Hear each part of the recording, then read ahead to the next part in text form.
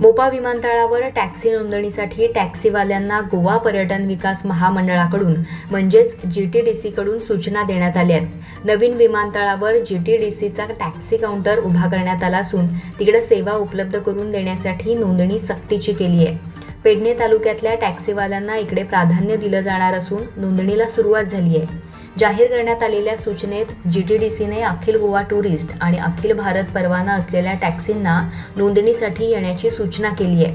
नोंदणीसाठी आवश्यक दस्तावेजांची यादी देण्यात आली असून त्यात RC प्रत, पथकर, फिटनेस प्रमाणपत्र, प्रदूषण प्रमाणपत्र आणि टुरिस्ट वाहन म्हणून चालवण्याचा परवाना यांचा समावेश असणार आहे। टॅक्सीच्या मालकांनी चालकाची सगळ्या पद्धतीची चौकशी केली असून त्याला वाहन चालवण्यासाठी पात्र असून परवानगी देणारं पत्र सादर करावं लागणार आहे। चालकाकडे वाहन चालवण्याचा परवाना आवश्यक आहे। तसंच टुरिस्ट वाहन चालवण्यासाठी पात्रता महत्त्वाची असणार आहे।